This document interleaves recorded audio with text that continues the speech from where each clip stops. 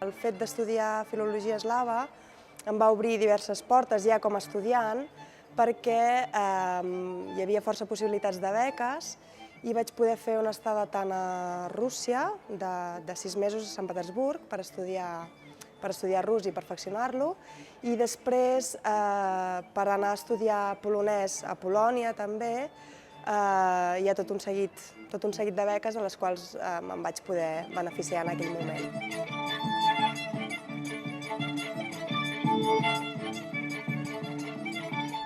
En aquell moment tenia ganes una mica de desmarcar-me del que normalment la gent acostuma a fer, bàsicament perquè en aquesta facultat tothom estudia anglès i sembla que sigui l'única llengua que s'ha d'aprendre. I quan entres en tot el món de la investigació lingüística t'adones que hi ha moltes altres llengües interessants i que no formen part de l'espectre que normalment la gent estudia. I una mica per tot això em vaig decidir per les eslaves.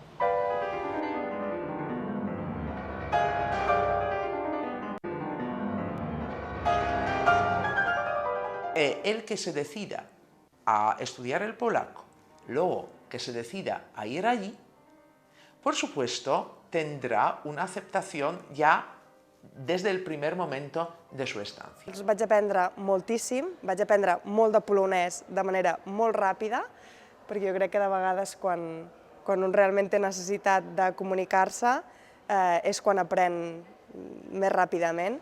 Sí que és veritat que a Polònia la gent valora moltíssim el fet que tu t'interessis per la seva cultura i per la seva llengua. En aquest sentit, jo sempre he tingut la sensació que els polonesos són una mica com els catalans, que cada cop que arriba algú de fora que parla català, l'abraces i dius, ostres, per què? Com és que t'has interessat per Catalunya? Doncs una mica és el mateix. A Polònia, quan hi arribes, tothom t'abraça, t'acull i et vol ensenyar el país, la cultura i t'ho volen donar tot el que tenen. Si quieres que yo te acepte, habla mi lengua. Si yo quiero ser aceptada por ti, voy a hablar la tuya, ¿verdad?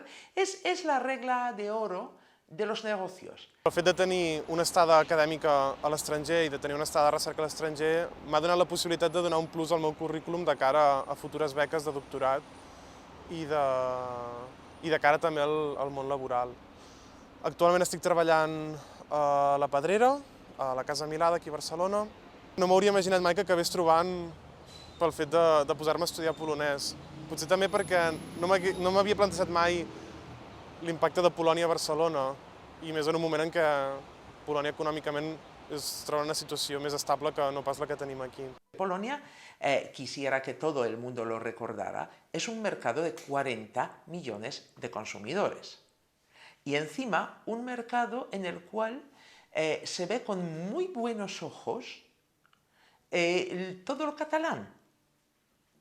No me refiero a la butifarra, por supuestísimo, porque todavía no es muy conocida en Polonia, pero cierta propensión a estudiar el catalán sí que se observa. Somos unos pueblos lo suficientemente parecidos como para sentirnos bien los catalanes en Polonia y los polacos aquí.